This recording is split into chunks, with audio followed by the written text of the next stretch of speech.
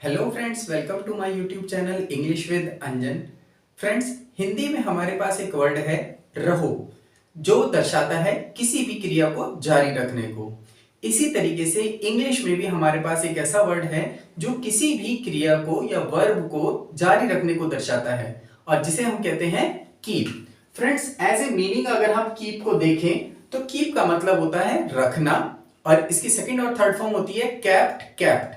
But as a rule अगर हम keep को देखें तो कीप किसी भी क्रिया को जारी रखने को दर्शाता है। जैसे हिंदी में रहो दर्शाता है, जैसे खेलते रहो, पढ़ते रहो, मुझसे सवाल पूछते रहो, वह हमेशा झूठ बोलता रहता है। अगर आप गौर करेंगे तो इन सभी सेंटेंसेस में रहो या रहता है इस तरीके से सेंस आती है एंड में। और अगर आप इन सेंटेंसेस को गौर से देखेंगे या सुनेंगे या बोलेंगे तो आपको पता चलेगा कि हम यहां पर किसी भी क्रिया को जारी रखने को दर्शा रहे हैं। तो आइए आज की वीडियो में हम कीप के रूल को क्लियर करते हैं। आज हम इसके कॉन्सेप्ट को ठीक से समझते हैं। तो फ्रेंड्स, कीप जो होता है इसके हमारे पास 4 से 5 रूल होते हैं जिसको हम प्रेजेंट में, पास्ट में या फ्यूचर में या और तरीके से भी हम इसको सीख सकते हैं। तो आइए स्टार्ट करते हैं। तो फ्रेंड्स, सबसे पहला जो हमारा रूल होता है कीप का, इसकी पहचान होती है वर्ब प्लस रहो।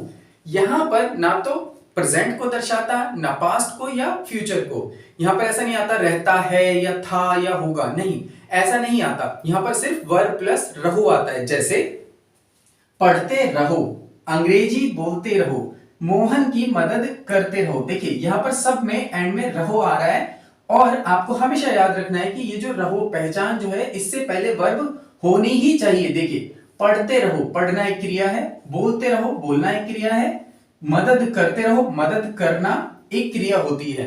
और इसका जो रूल होता है, इसका रूल बहुत ही इजी होता है, कीप प्लस ऑन वर्ब की first form ING object. Friends, आपको एक बात हमेशा याद रखनी है, जब भी चाहे वो प्रेजेंट हो, चाहे पास्ट हो या फ्यूचर हो, अगर keep as a rule use कर रहे हैं जहां पर किसी भी क्रिया को जारी रखने को दर्शा रहे हैं तो आपको इसके साथ वर्ब की फोर्थ फॉर्म या आईएनजी फॉर्म का यूज करना होता है। हमेशा याद रखना है इस बात को।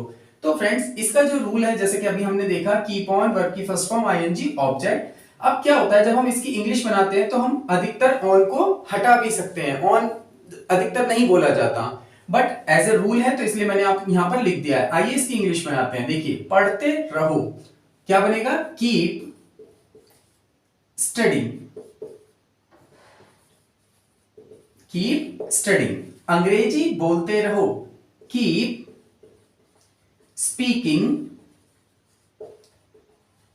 In English. मोहन की मदद करते रहो। अब फ्रेंड्स क्या होता है, हम लोग क्या सोचते हैं, जैसे किसी का नाम आ गया या जो फर्स्ट वर्ड होता है उसे हम हमेशा एज ए सब्जेक्ट ही ले लेते हैं। देखिए यहां पर मोहन सब्जेक्ट नहीं है। अब आप क्या सोचेंगे कि भाई यहां पर कीप से पहले यहां सब्जेक्ट होना चाहिए, लेकिन रूल में तो मैंने लिखा नहीं है, यहां तो मोहन आ गया। अब मैं इसको कैसे लिखूंगा, कैसे यूज करूंगा? तो फ्रेंड्स, यहां पर मोहन एज ए सब्जेक्ट नहीं है, यहां पर मोहन ऑब्जेक्ट है। कैसे पता चलेगा? देखिए सब्जेक्ट किसे कहते हैं, जो काम करता है उसे हम सब्जेक्ट कहते हैं। यहां पर क्या काम हो रहा है, मोहन की मदद करते रहो। मान लीजिए मैं दीपक से कहता हूं मोहन की मदद करते रहो, तो कौन मदद करेगा, दीपक करेगा। तो यहां पर दीपक सब्जेक्ट है, लेकिन उसका नाम तो मैंने यहां पर लिया नहीं। अधिकतर इनमें सब्जेक्ट नहीं होते, नहीं पाए जाते, इसलिए मैंने यहां रूल में भी सब्जेक्ट नहीं लिखा है। तो मोहन यहां पर सब्जेक्ट नहीं है, ऑब्जेक्ट है जो इसकी मदद करेगा, जिससे मैं कह रहा हूं मदद करते रहो, इस क्रिया को जारी रखो, वो यहां पर सब्जेक्ट है, उसका नाम यहां पर नहीं है। तो यहां पर क्या बनेगी इसकी इंग्लिश, कीप हेल्पिंग किसकी, मोहन। आई होप आपको ये रूल समझ में आया होगा। बहुत ही इजी रूल होता है। तो आइए अब हम इसके कुछ और रूल देखते हैं। तो फ्रेंड्स, इसका जो दूसरा रूल है, अब इस रूल को हमें ठीक से समझना है क्योंकि इसके ऊपर ही, इसके बेस पर ही हमारे को पास्ट और फ्यूचर में इसका रूल समझ में आएगा। तो आइए इसकी पहचान देखते हैं। तो फ्रेंड्स, इसकी पहचान होती है वर्ब प्लस रहता है, रहती है, रहते हैं। कोई कहीं रहता नहीं है, मैं दिल्ली में रहता हूं, वह यूपी में रहता है, नहीं, कोई भी क्रिया करते रहते हैं। मतलब रहता है, रहती है से पहले हमेशा कोई वर्ब आएगी। आपको इस बात का ध्यान रखना है, वर्ब होनी चाहिए उससे पहले। अगर वर्ब नहीं है तो वो इस रूल से नहीं बनेगा। जैसे बच्चे पूरे दिन खेलते रहते हैं। देखिए पहचान क्या है, रहते हैं, इससे पहले क्रिया आ रही है खेलने की।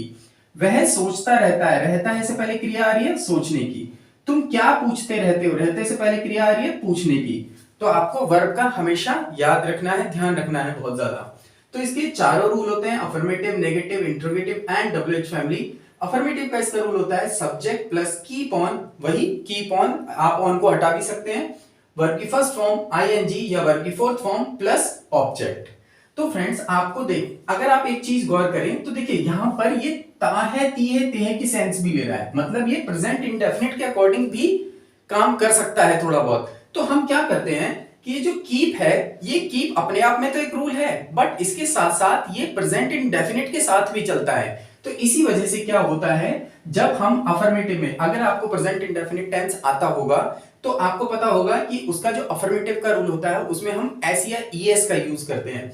तो इसी वजह से इसका जो अफर्मेटिव होता है कीप, जब हम सब्जेक्ट सिंगुलर होता है तो यहां ये कीप्स हो जाता है, KEEPS, और जब ये प्लुरल होता है तो ये कीप ही रहता है, जैसा हम प्रेजेंट इंडेफिनिट में सीखते हैं। और यहां पर ईएस क्यों यूज नहीं कर रहा, क्योंकि ईएस जो होता है हमेशा O, X, C H, S H और डबल एस के साथ आता है, और यहां पर हमेशा ये पी ही रहता है, कीप, ये पी ही है, इसलिए हमेशा कीप्स ही रहेगा। अदरवाइज मैं यहाँ एस या ईएस लिखता, बट मैंने ईएस नहीं लिखा क्योंकि ये कभी भी नहीं आएगा, ये कीप्स ही बनेगा सिंगुलर के साथ। आई होप आपको क्लियर हो रहा होगा टॉपिक। नेगेटिव में आते हैं, तो देखिए नेगेटिव में इसका रूल है सब्जेक्ट प्लस डू या डज, प्रेजेंट इंडेफिनिट में भी ऐसा ही होता है, अफर्मेटिव में ऐसे ही ऐसा आता है, नेगेटिव आते डू डज आ जाता है, सब्जेक्ट प्लस डू या does plus not plus keep on, verb की first form ING plus object. अब देखिए यहां पर ऐसे ही ऐसा आएगा, नहीं आएगा, क्योंकि प्रेजेंट इंडेफिनिट में भी ऐसा नहीं होता। तो आपको इस बात का ध्यान रखना है। इंट्रोगेटिव में क्या होता है, वही आपकी हेल्पिंग वर्ब आगे आ जाती है, सब्जेक्ट पीछे चला जाता है, फिर वही पूरा का पूरा रूल कॉपी हो जाता है। फिर डब्ल्यूएच फैमिली आती है, सबसे पहले डब्ल्यूएच फैमिली लिखेंगे, पूरा इंट्रोगेटिव कॉपी कर देंगे।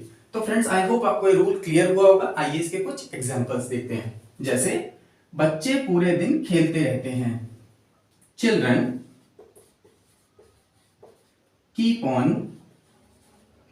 अब यहां पर ऐसे आएगा, ऐसा आएगा या नहीं आएगा, नहीं आएगा, क्योंकि चिल्ड्रन एक से ज्यादा बच्चे के बारे में, प्लूरल के बारे में बात हो रही है, प्लूरल के बारे में बात करेंगे तो कीप ही रहेगा।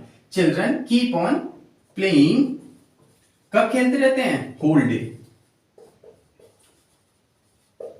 वह सोचता रहता है, ही कीप। अब यहां पर एस आएगा या नहीं आएगा, आएगा, क्योंकि यहां पर सिंगुलर सब्जेक्ट है, he keeps on thinking, he keeps on thinking. तुम क्या पूछते रहते हो।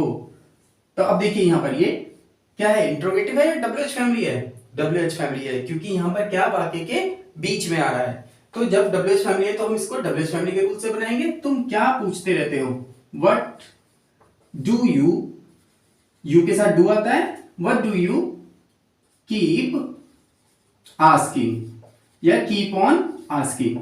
आई होप आपको ये रूल क्लियर हुआ होगा फ्रेंड्स। ये प्रेजेंट में होता है। आइए अब हम इसको पास्ट और फ्यूचर में देखते हैं। तो फ्रेंड्स कीप ऑन का पास्ट होता है केप्ट ऑन। आइए अब हम इसको पास्ट में देखते हैं। देखिए पास्ट में इसकी पहचान होती है वर्ब प्लस रहता था, रहती थी, रहते थे, रहा, रही, रहे, और इसका रूल होता है subject plus kept on, verb की first form ING and object. Negative आते ही देखिए ये पास्ट इंडेफिनिट के अकॉर्डिंग काम कर रहा है, तो इसलिए यहां पर इसकी सेकंड फॉर्म आई, कीप की सेकंड फॉर्म जो कि केप्ट होती है। नेगेटिव आते ही डिड आ गया, subject plus did plus not plus keep. देखिए केप्ट की जगह कीप आ गया, क्यों ऐसा हुआ, क्योंकि पास्ट इंडेफिनिट में क्या होता है, जैसे ही डिड आता है वर्ब की फर्स्ट फॉर्म वापस आ जाती है, डिड जो होता है वो फर्स्ट सेकंड फॉर्म को खत्म कर देता है। तो इसी वजह से यहां पर ये कीप ऑन हो गया, वर्ब की फर्स्ट आईएनजी ऑब्जेक्ट, फिर इंट्रोगेटिव और डब्ल्यूएच फैमिली का रूल बनेगा। आई होप आपको ये रूल समझ में आया होगा। देखिए इसका एग्जांपल है वह सोता रहता था। देखिए वह सोने का काम जारी रखता था, ही kept on sleeping, he kept on sleeping। Next is मैं सोचता रहा। देखिए इसकी दोनों पहचान है, रहता था या रहा, रही, रहे। तो मैं सोचता रहा, I kept on thinking। I hope आपको ये रूल समझ में आया होगा। पास्ट में बहुत इजी है, अगर आपको प्रेजेंट में समझ में आ गया तो इजीली आपको पास्ट में भी समझ में आ जाएगा। तो देखिए अब इसे अब हम फ्यूचर में देखते हैं। इसकी पहचान होती है फ्यूचर में वर्ब प्लस रहेगा, रहेगी, रहेंगे, और इसका रूल होता है subject plus will plus keep on verb की फर्स्ट फॉर्म आईएनजी ऑब्जेक्ट। ये फ्यूचर इंडेफिनिट के अकॉर्डिंग चल रहा है तो अकेला विल आया। नेगेटिव आते क्या हो जाएगा, विल के बाद नॉट आ जाएगा। दो हेल्पिंग वर्ब होती हैं तो पहली हेल्पिंग वर्ब के आदि नॉट लगाते हैं, फिर विल आगे चला जाएगा, डबल फैमिली बनेगी। आई होप आपको ये रूल समझ में आ रहा होगा। अंश फिल्म देखता रहेगा। अब देखिए देखता रहेगा इन फ्यूचर तो क्रिया को जारी रखेगा। अंश विल कीप ऑन वॉचिंग क्या मूवीज। क्या मोहन झूठ बोलता रहेगा, बोलने का काम जारी रखेगा, इंट्रोगेटिव है। Will Mohan keep telling a lie, question mark. तो आई होप आपको ये रूल समझ में आए होंगे, प्रेजेंट पास्ट और फ्यूचर तीनों में, और वर्ब प्लस रहो। आपको ये रूल क्लियर हुए होंगे। तो फ्रेंड्स क्या होता है, एक रूल और है जो कि इन्हीं से निकलता है।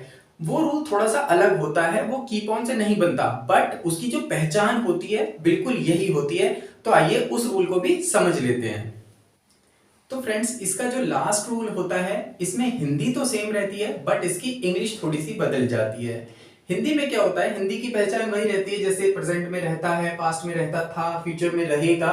बट इसके अंदर कुछ सेंटेंसेस भी ऐसे होते हैं जो अलग हो जाते हैं। इसमें कुछ कॉमन सेंटेंसेस आते हैं, उन्हीं सेंटेंसेस को हमें इस रूल से बनाना है। किस तरीके के सेंटेंस होते हैं, जैसे नाराजगी, गुस्सा व चिड़चिड़ापन, या किसी को डांटना, लड़ना, झगड़ना, इस तरीके के सेंटेंसेस का बोध होता है। तो हम रूल को बदल देते हैं। रूल जो होता है हमारा वो आ जाता है सब्जेक्ट प्लस प्रेजेंट में इज एम आर, पास्ट में वॉज वर, फ्यूचर में will be plus always plus verb की first form ING and object. और इसके अंदर आपको हमेशा एक बात ध्यान रखनी है कि हिंदी के अंदर हमेशा जरूर आता है, हमेशा आता ही है, और इसके अंदर इस तरीके के सेंटेंसेस का बोध होता है। तो आइए इनकी इंग्लिश बनाते हैं। जैसे उसकी मम्मी हमेशा उसे डांटती रहती है। देखिए यहाँ डांटने का बोध हो रहा है, नाराजगी का बोध हो रहा है, तो इसकी इंग्लिश क्या बनेगी, his mother is always scolding. किसे डांट रही हैं, him. His mother is always scolding him. तुम हमेशा क्यों लड़ते रहते हो, थे, यहां पर पास्ट है, पास्ट का बोध हो रहा है तो वॉज वर्ब में से आएगा।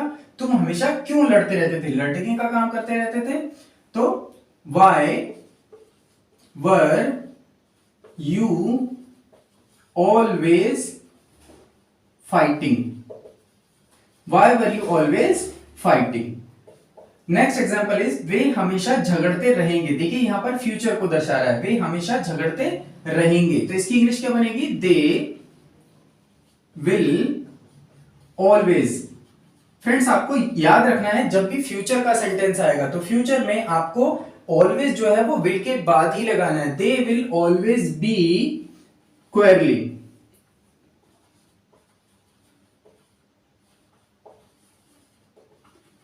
आई होप फ्रेंड्स आपको ये रूल समझ में आया होगा, आपको पता चला होगा कि हम कीप को किस तरीके से यूज कर सकते हैं और इसको हिंदी में हम किस तरीके से इसकी सेंस होती है।